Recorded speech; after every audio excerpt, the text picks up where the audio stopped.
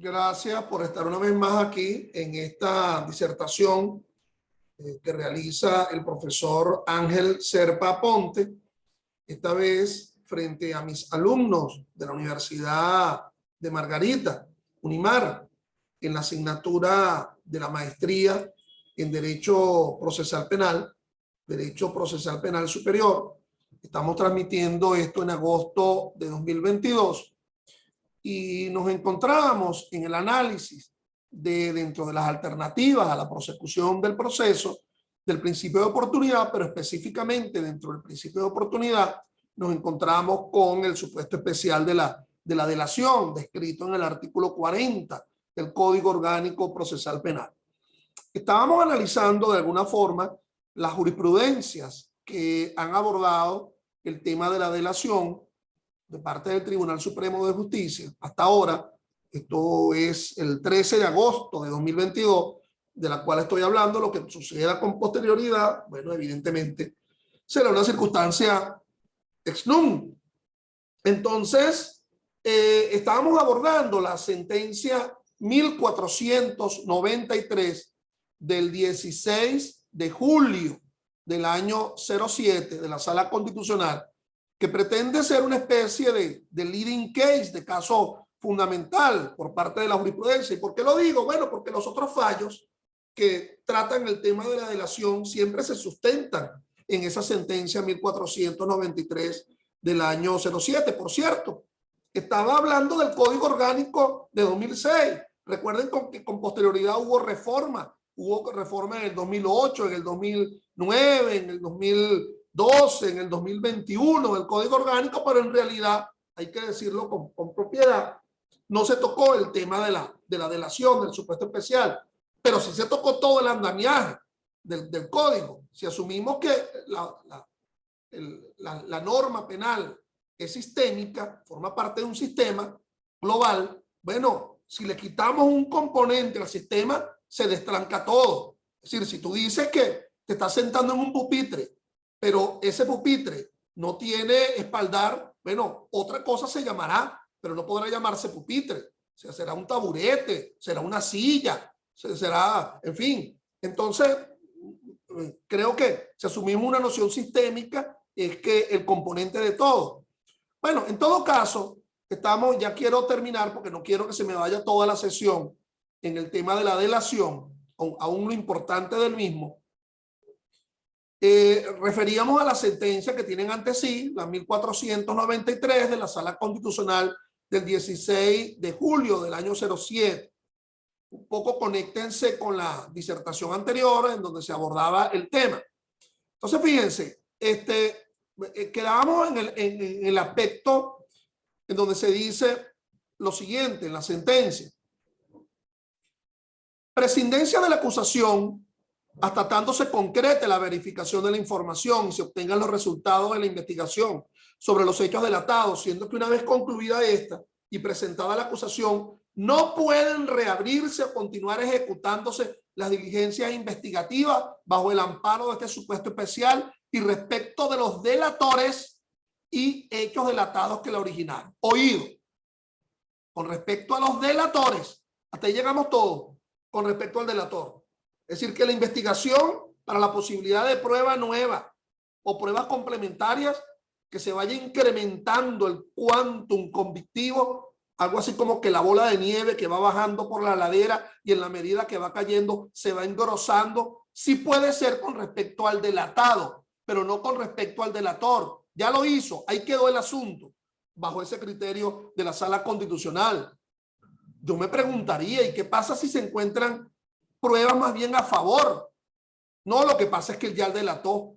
Bueno, claro, pero pruebas a favor sobre la base, imaginémonos un problema de incapacidad procesal que obre una circunstancia de enfermedad mental que haga suspender la proyección. Ustedes dirán, pero claro, es hacia futuro, pero cuando realizó el hecho, sí era imputable. ¿Y qué pasa si con posterioridad se encuentra una circunstancia en la cual la enfermedad mental es a partir del momento de la realización del hecho y por la cual se traga también la delación posterior?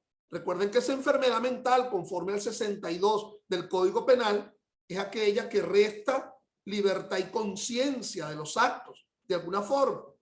Bueno, son circunstancias que están allí presentes, dada este criterio de la Sala Constitucional. No pueden reabrirse o continuar ejecutándose la diligencia investigativa bajo el amparo de este supuesto especial y respecto de los delatores y hechos delatados que lo originaron. La delación, ojo con esto, forma procesal. La delación debe darse en un solo acto, a fin de evitar investigaciones interminables o extensas. No obstante, cuando el Ministerio Público estime que la información es relevante para la investigación, la llamada extensión de la delación, entendida como el ofrecimiento de nueva información, será procedente solo si realizada antes de la conclusión de la investigación de los hechos delatados. Ah, se me olvidó decirle esto, dirá el delator. Se me olvidó decirle nada menos que también estaba Pedro, Jacinto y José en el momento en que el delatado realizó los hechos. Lo que no me gusta es que habla de que ese singular acto procesal sea previo a la acusación. Y entonces la delación no va a ocurrir frente al juez de juicio. El juez de juicio no va a apreciar en una relación de inmediación la delación. ¿Dónde queda el 16 del Código Orgánico Procesal Penal? ¿Dónde queda el artículo 183? ¿Dónde queda la propia apreciación de la prueba por parte del juez, asumiendo máximas de experiencia, lógica y ciencia? Las máximas de experiencia del propio juez, que va a ver que con la cabeza dice sí, pero que está diciendo no con sus dichos. ¿Dónde queda esa circunstancia? Entonces, obviamente que la oportunidad de la delación no puede limitarse exclusivamente a el momento previo de la investigación, sino que obviamente en atención al principio de inmediación ha de ser en presencia del juez que va a apreciar dicha delación. Pero sigamos con el fallo.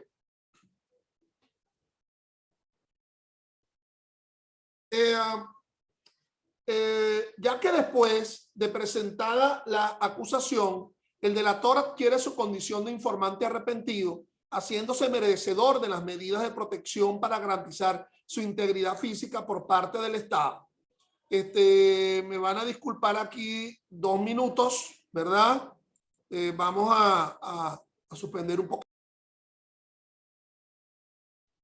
Disculpen, tuve que hacer callar una música que había cercana por acá, porque si no entraba aquí en la grabación. Sigamos entonces con la sentencia, la 1493 de 2007 de la Sala Constitucional. Haciéndose merecedor de las medidas de protección para garantizar su integridad física por parte del Estado. Veamos el caso. En el caso de autos, la acusada ofreció la extensión de la delación, en la cual señala al ciudadano con posterioridad a la acusación presentada por el Ministerio Público en su contra, por lo que estima que es extemporánea por tardía y en consecuencia improcedente la rebaja de la pena, producto del supuesto especial del principio de oportunidad. Es decir, en este caso, la delatora pretendió hacerlo después que hubo acusación por parte del fiscal. No me hacía falta la delación, ya todo lo tenía en la mano. Sí, como se dice, no tengo los pelos en la mano, los que lo tengan, pues. Yo parece que me lo jalé. Entonces, ya yo tengo todo. Es decir, ya yo no necesito la delación posterior a la presentación de la acusación.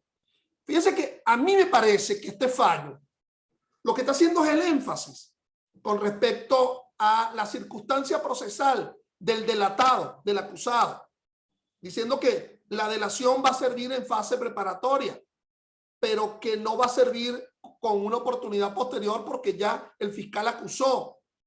Pero ¿qué pasa cuando haya realmente una delación en el sentido que el fiscal no tenía ningún elemento y requería la delación? Es que es una gira. El cantante no va a cantar una sola vez, es una gira. ¿Ok? Caracas, Valencia, Nueva Esparta, es una gira. Es decir, no podría contradecirse en fase preparatoria y lo mismo tendría que decir en fase intermedia, segunda canción. Y va a cantar también en la fase de juicio. Es una gira. Y perdonen la comparación. Veamos otro fallo. Este fallo es de la Sala de Casación Penal, el 222, fácil sabérselo, ¿verdad? Del 16 de junio de 2017, un poco más cercano. Es un procedimiento, se equivoca, ¿verdad? Por eso le hacía la pregunta inicial a ustedes con respecto a la admisión de los hechos. Bueno, dirán los que están escuchando esto, que ¿cuándo fue esa pregunta? No, las cosas, ¿cómo va a ser un procedimiento? Es una alternativa, ¿ok? La admisión, la delación, conforme lo establece el 40. Yerra la Sala de Casación Penal. Pero vamos a seguir leyendo el fallo. Es un procedimiento de naturaleza especial con características singulares de inicio, tramitación, acuerdo y aprobación judicial, constituyendo entonces una medida alternativa especial. Rara esa manera, ¿no? Una medida alternativa. Eso de medida, las medidas están vinculadas al ámbito de la coerción personal. Es una alternativa, tendría que decirse. Un instituto alternativo que responde a los fines de oportunidad y búsqueda de elementos de prueba en el esclarecimiento de delitos y autores en el ámbito de la transacción penal. Estamos hablando de la justicia de transacción con avenimiento, ¿verdad? Claro, lo más parecido a la transacción del Código Civil no es precisamente el principio de oportunidad. Lo más parecido a la transacción es el acuerdo reparatorio. ¿Te acuerdas cuando nos hablaban de los contratos en el derecho civil? La transacción mediante la cual se evita un proceso o se resuelve un proceso ya iniciado. Aquí el que transa es porque está aportando algo. Bueno, el dicho en el principio, en la delación. Entonces, como medio de lucha no convencional contra el crimen organizado, la colaboración de los sujetos investigados en el sistema probatorio criminal se verá retribuida con beneficios judiciales o de protección a su favor. La delación o información a cambio de beneficios penales o penitenciarios, por eso es que te compro la idea de el procesado de la delación extra proceso, porque ya está hablando de beneficios penitenciarios. ¿Qué pasaría? El que ya está purgando pena y se entera de alguna forma de algún elemento esencial para la revelación de la imputación contra el delatado en hechos de criminalidad violenta o de delincuencia organizada. Nota cómo lo trata la Sala de Casación Penal. Aparece como una forma de cooperación con el sistema judicial penal. Estos beneficios se orientan a estimular la disociación de las organizaciones del crimen. Esta figura viene a ser como un mecanismo de simplificación del proceso. Cuidado, porque la Sala Constitucional dice que la cosa no se simplifica con la simple delación, que con la delación más bien es lo que se impulsa a la investigación de simplificación del proceso, cuya finalidad es evitar un proceso regular largo e innecesario, bajo la conducción de someterse a un acuerdo con el fiscal. Bueno, acuerda lo que tú quieras con el fiscal, pero aquí quien va a venir a apreciar es el juez. El fiscal podrá asumir un acuerdo. ¿Y cuál es el acuerdo? Decir en la acusación que él está convencido de esa delación. Ese es el acuerdo. ¿Ok? Pero el juez tiene que apreciarla en una relación de inmediación. Un acuerdo con el fiscal y obtener la reducción de la pena, pero siempre con la aprobación del juez en la fase preparatoria. Mira tú, el juez no va a apreciar nada, autorizaría la delación, pero no va a apreciar nada en la fase preparatoria. El juez empieza a apreciar es en la fase intermedia, cuando se presente la acusación. Es decir, ahí no es. No sé, los magistrados a veces se equivocan o los relatores. ¿Ok? Es una facultad del Ministerio Público como titular de la acción penal. cuando alguien me preguntaba ayer si el propio procesado podría solicitar la delación. Y entonces fíjate que la iniciativa, bueno, tanto como lo establece el 40 como esta jurisprudencia, es una facultad del Ministerio Público como titular de la acción penal en delitos de acción pública. Y es este quien deberá solicitarlo al juez de control previa su autorización. Se trata de una atribución legal que posee el representante fiscal y que por ende es potestativo del representante del Estado de acuerdo a la ley en atención al artículo 111, numeral 6 de Jude. Yo realmente no comulgo mucho de la idea de ir a pedir permiso al juez de control, el fiscal del Ministerio Público para la delación. Es una atribución investigativa que está allí en el artículo 40 del Código Orgánico. Es decir, a menos que el acto se realice en sede jurisdiccional porque está aprendido y es obviamente la solicitud de una audiencia para que se realice la delación dada la condición de detenido del delator. En atención al artículo 111 numeral 6, lo cual es expreso en el 111 numeral 6 en la posibilidad de la delación como iniciativa del Ministerio Público, es el Ministerio Público quien podrá solicitar el supuesto especial, no siendo permitido a los jueces de instancia ni a los de la Corte de Apelaciones proceder de oficio en cuanto a la aplicabilidad de la figura de la delación, ya que esta es una potestad exclusiva del titular de la acción penal. Más claro, imposible. La sala de casación penal, y aquí es interesante, mis amigos, que veamos este caso, porque aquí se confunde la delación con un supuesto que está presente en uno de los delitos de delincuencia organizada, que es precisamente el secuestro, que es un instituto de rebaja de pena que está previsto en la propia ley contra el secuestro y la extorsión, y por lo cual no debe confundirse la delación con el supuesto de rebaja de pena de forma expresa frente al cómplice que se halla en la ley contra el secuestro y la extorsión. Sigamos. La Sala de Casación Penal considera que la Corte de Apelaciones incurrió en la violación del artículo 21 de la ley contra el secuestro y la extorsión por indebida aplicación, al igual que el Tribunal de Control, por cuanto los mismos se subrogaron una atribución propia y facultativa del Ministerio Público, al hacer una rebaja especial de pena y aplicar en la dosimetría penal el supuesto especial de la delación o informante arrepentido. Quedaron establecidas todas las circunstancias fácticas por las cuales resultó condenado el ciudadano, quedando como un hecho incontrovertido, cierto y apreciado, que luego de participar de manera activa en el secuestro del ciudadano, en su planificación, ejecución y con concierto previo, luego de ser identificado por las cámaras de video como la persona que dejó el vehículo de la víctima frente a su casa mientras este último se encontraba plagiado, y durante un interrogatorio policial señaló el lugar exacto donde se encontraba privado de libertad la víctima, en razón de la cual se trasladaron al lugar para el rescate de esta, lo cual generó un enfrentamiento entre los órganos de policía y los captores, resultando los mismos abatidos producto del procedimiento. Es decir, hasta ahora no había actuado ningún fiscal, fue una simple actuación policial en la cual alguien contribuyó con su dicho a evitar que se siguiera realizando un delito. Resultando los mismos abatidos producto del procedimiento. La conducta desplegada por el ciudadano no se trató de una delación o de un informante arrepentido con los requisitos exigidos por nuestra legislación, aunado al hecho que el hoy acusado tampoco colaboró de manera útil y eficaz con la información.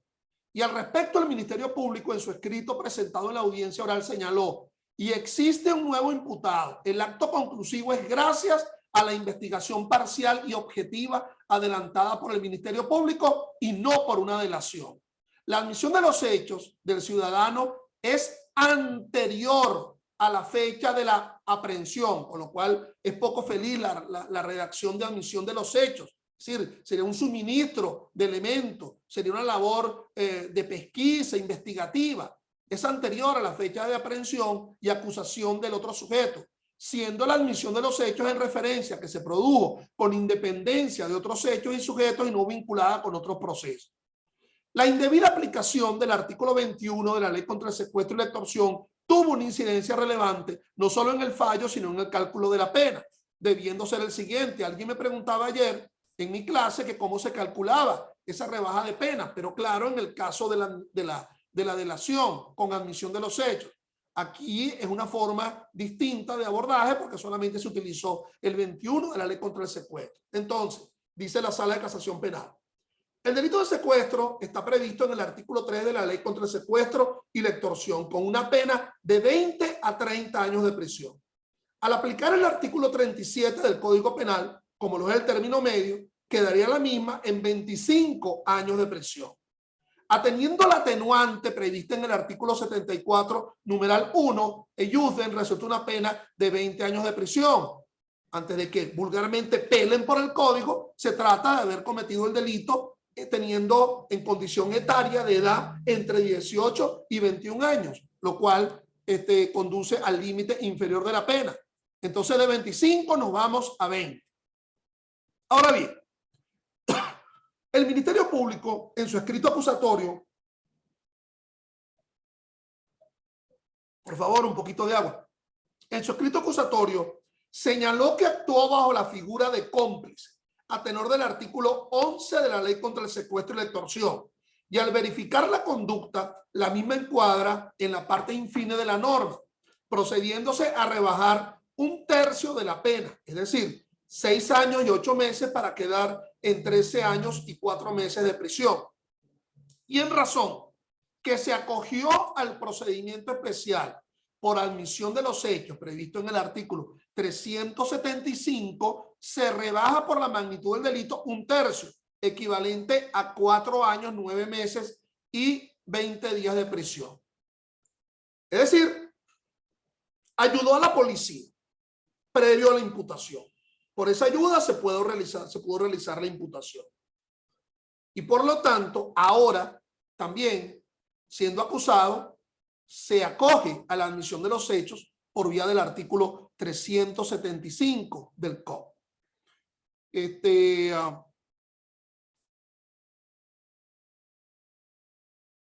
Vamos a ver otra sentencia. Vamos a ver, y ya con esto culmino con el tema de la sentencia, pero es que me parece importante el abordaje jurisprudencial del tema de la delación, siendo que está un poco tratado en el ámbito de la jurisprudencia del Tribunal Supremo de Justicia, a pesar de que ahorita, en agosto de 2022, tiene como cierta moda, cierta fama el supuesto especial. Esta sentencia, la 227 del 19 de junio del año 13 de la Sala de Casación Penal. Oído. En el caso de la delación, de acuerdo a lo dispuesto en el Código Orgánico Procesal Penal, las partes podrán debatir esa prueba durante el juicio, razón por la cual el abocamiento no es la vía para impugnar la disconformidad con las decisiones dictadas en el proceso. Es decir, si hay un problema que está vinculado a la utilización, la apreciación de la delación, ya está diciendo la Sala de Casación Penal que su cuestionamiento no puede surgir por la idea de un desorden procesal. Yo creo que no es tan tajante el fallo. Yo creo que, bueno, si se dan otras circunstancias distintas a la delación que conduzca a firmar el desorden procesal, sí se daría la posibilidad. Y esto no es un recurso, el abocamiento es un mecanismo de control tuitivo por parte del Tribunal Supremo de Justicia, un poco en aras de mantener el principio de legalidad sustantivo o adjetivo, el otorgamiento idóneo de justicia conforme lo establece el 26 de la Constitución. Entonces, bueno, ya de una vez la Sala de Casación Penal está negando que por vía del abocamiento, por cierto, con V de pequeña, cuando se habla de abocamiento con V, es porque un tribunal superior, de instancia superior, se aboca con V, con V pequeña, de una causa que proviene de un tribunal inferior. Cuando la causa se desplaza de un tribunal de la misma instancia a otro, del cuarto de control al quinto de control, ¿por qué? Bueno, por declinatoria o por reclamo de la competencia, sería abocamiento con B alta. Sigamos acá. Y la última que quería hoy hablarles es la 390 de la Sala de Casación Penal del 19 de agosto de 2010. Principio de oportunidad consistente en la colaboración voluntaria y eficaz prestada por el imputado al fiscal con el objeto de coadyuvar en la persecución penal. Producto de la intervención o colaboración del informante arrepentido, se logra llevar eficazmente la investigación, resultando circunstancias positivas para el esclarecimiento del hecho y la determinación de él o los culpables. El fiscal de la causa solicitó a favor del ciudadano la aplicación de este supuesto. Resulta inexplicable e inaceptable entender cómo desde el mismo momento de la presentación, del ciudadano, el fiscal y el juez de control estaban en condiciones de solicitar y acordar respectivamente la aplicabilidad de esta figura procesal. Es decir, que bajo ese criterio de la Sala de Casación Penal, por cierto, la sentencia bajo la ponencia del exmagistrado Eladio Aponte, se niega la posibilidad de la delación en la audiencia de imputación. ¿Sí? Lo niega la Sala de Casación Penal. Sigamos entonces. El fiscal y el juez de control estaban en condiciones de solicitar y acordar respectivamente la aplicabilidad de esta figura procesal, siendo la audiencia de presentación la primera oportunidad procesal en que dicho ciudadano se encontraba frente al órgano jurisdiccional, dándosele por primera vez su condición de imputado. ¿Cómo pudieron, sin haberse ejercido la persecución penal, tanto el fiscal del Ministerio Público como el juez de control llegar al convencimiento a priori que todo lo expuesto por dicho ciudadano era cierto y determinante para la realización de la investigación, y que lo declarado por él mismo ciertamente iba a ser convalidado por otras actuaciones de investigación, haciéndolo de manera irregular, beneficiando inmediatamente esta figura de esta figura procesal, obligantes a declarar la nulidad de la decisión dictada por el Tribunal de Control en cuanto a la aplicación del principio de oportunidad. Se nota que bajo ese criterio de la Sala de Casación Penal, la figura de la delación pues no podrá realizarse en la propia audiencia de imputación, sino que tendría que estar supeditada a actuaciones posteriores. Es decir, tendría que estar supeditada a la objetivización de parte del Ministerio Público de la escasez de elementos de convicción, al no tener ningún otro tipo de elemento. Ahora, si vamos por oportunidad procesal, uno diría, bueno, no podrá hacer en la propia audiencia, pero 2 días después, si es posible perfectamente, que se convoque una audiencia de delación habiéndose manifestado con posterioridad, o supónganse ustedes que en el mismo momento se manifiesta la voluntad del presentado en delatar a otro. O sea, no veo por qué la cortapisa por parte de la Sala de Casación Penal. Bueno, estimado, suficiente con el tema de la delación. Obviamente que la otra alternativa a la prosecución del proceso es el acuerdo reparatorio. Ese acuerdo reparatorio que está descrito, digamos, por 3 normas, el 41 y el 42, el Código Orgánico Procesal Penal en cuanto al procedimiento ordinario, y el 357 en lo que atañe a el delito menos grave. Pero como aquí me estoy concentrando exclusivamente al procedimiento ordinario, entonces bueno, allí se encuentra ubicado dicho acuerdo reparatorio, lo cual está supeditado exclusivamente a 2 tipos de delitos. Los delitos culposos contra la persona, como lo indica el 41 del COP, y los delitos sobre bienes jurídicos disponibles con carácter patrimonial. Solo es posible extinguir la acción penal por medio de un pago constante o sonante o de un cumplimiento obligacional, como lo establece el 41 y el 42. ¿Ok? A favor de la víctima y por parte del victimario en dos tipos de delitos. Delitos de culposo contra la persona. Bueno, toda aquella retahíla que forma parte del artículo 409 del Código Penal, el homicidio culposo, y también las lesiones culposas, descritas en el artículo 420 del Código Penal. Y yo creo que allí también tendría que ubicarse el delito de discapacidad total o permanente, establecido en la ley, en la LOPSIMAT, Ley Orgánica de Prevención y Condiciones y Medio Ambiente del Trabajo, y también el delito de muerte en ocasión de actividad laboral, asumiéndose la idea de que se trata de un delito culposo por vía de negligencia, imprudencia o impericia. Cuidado, porque ustedes saben que existen delitos culposos no contra las personas. Allí no sería posible el acuerdo reparatorio. Por ejemplo, el peculado culposo, establecido en la ley contra la corrupción, y la legitimación culposa de capitales, que se encuentra presente en la ley orgánica contra la delincuencia organizada y el financiamiento del terrorismo. No encuentro mi reloj por ninguna parte. Bueno, aquí está, en la muñeca, imagínate tú. Y también los delitos cuyo bien jurídico sea disponible. Estaríamos hablando de los delitos contra la propiedad que sean uniofensivos, donde se esté afectando exclusivamente la propiedad. Estaríamos hablando del hurto, estaríamos hablando de la estafa, estaríamos hablando de la apropiación indebida. Obviamente que también hay acuerdos reparatorios de forma expresa en otros delitos. Por ejemplo, el Código Orgánico Tributario establece la posibilidad de que por vía del acuerdo reparatorio se extinga la acción penal del delincuente tributario. ¿Ok?